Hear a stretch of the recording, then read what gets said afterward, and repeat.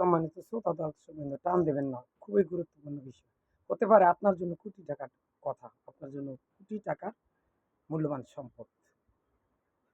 এই যে পরীক্ষা চলছে, দাখিল পরীক্ষা, এসএসসি পরীক্ষা, ডিগ্রি পরীক্ষা, ফাজিল, কামিল, মাস্টার্স, এরপরে অনার্স, বিভিন্ন পরীক্ষা চলছে।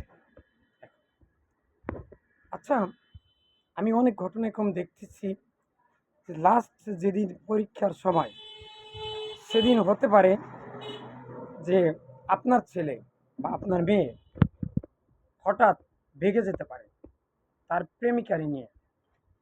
তাই প্রত্যেকটা গার্ডিয়ান সতর্ক হন, সচেতন হন যে আপনি আপনার ছেলেকে, আপনি আপনার মেয়েকে, আপনি আপনার ভাতিজিকে, ভাগ্নিকে বা আপনার ফ্যামিলির কোনো সদস্যকে অথবা আত্মীয় স্বজনকে আপনি দেখতে পাচ্ছেন দেশের সুফি সাপ, কোনো ঝামেলা কিচ্ছু নাই, কিন্তু তার ভিতরে এরমও ঘটনা আছে বা তার কল্পনায় এমন কিছু আছে যে যেদিনই লাস্ট পরীক্ষা সেদিন আসতে আলহামদুলিল্লাহ আমরা দুজন প্রেমিক প্রেমিকা চলে যাব অজানা পাড়ি দিয়ে, অজানা উদ্দেশ্যে।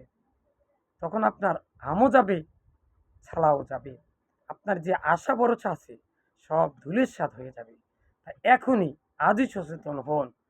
আপনি আপনার ছেলের দিকে, মেয়ের দিকে ট্র্যাক করতে থাকুন, সতর্ক নজর রাখতে থাকুন, গোয়েন্দা ফিট করুন যে আপনার মেয়ে বা ছেলে, আত্মীয় স্বজন, যে পরীক্ষার্থী, তিনি কি করছেন বা তার মতলব কি, কখন কি করে, রাত 8টার পর কি করে, 9টার পর কি করে, 10টার পর কি করে, এছাড়া 24 ঘন্টা কি করে। এজন্য আপনার ওয়াইফকে আপনার মেয়ের পিছনে লেলিয়ে দেন, তদারকির দায়িত্ব দিয়ে দেন, অথবা বাড়ির কাউকে দিয়ে দেন, বিশ্বস্ত লোক, যে কথা বাস্ট করবে না। তখনই আপনি সত্যিকারের চোর ধরে ফেলতে পারবেন। আমার কথাগুলো হাস্যরস্য হলেও খুব গুরুত্বপূর্ণ।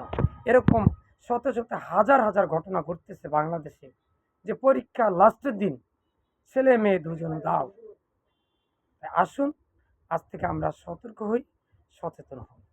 আর মেয়েকে, ছেলেকে 5 ওয়াক্ত নামাজের জন্য উৎসাহিত করুন, ধর্মীয় শাসন মেনে চলার জন্য তাগিদ করুন।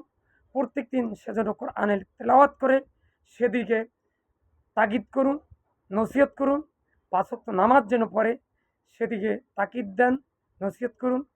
মোবাইলে, সোশ্যাল মিডিয়ায় আজে বাজে কিছু যেন না দেখে, ভিডিও না দেখে, কৌতুক, গান বাজনা, একজন আরেকজনের সাথে প্রেম রিলেশন, এগুলো যেন না করে সেদিকে দৃষ্টি নিক্ষেপ করুন।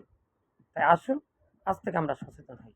ইয়া আল্লাহ, আমি সব পৃথিবীর সকল মুসলিম উম্মাকে তুমি উপরের কথাগুলো শুনে সেভাবে আমল করার তৌফিক দান করুন। আমিন। আসসালামু আলাইকুম। ভিডিওটা বেশি বেশি করে শেয়ার করুন। ইয়া আল্লাহ, আমি সব পৃথিবীর সকল মুসলিম উম্মাকে তুমি শিরক, বেদাত, কুফরি ও গীবত মুক্ত রেখে মৃত্যুর সময় মুখে লা ইলাহা ইল্লাল্লাহ পরে মৃত্যুবরণ করার তৌফিক দান করুন। আমিন। আসসালামু আলাইকুম। এবং ইয়া আল্লাহ, আমি সব পৃথিবীর সকল মুসলিম উম্মাকে তুমি শিরক, বেদাত, কুফরি ও গীবত ও কবিরা গুনাহ মুক্ত রাখো। আমিন। আসসালামু আলাইকুম।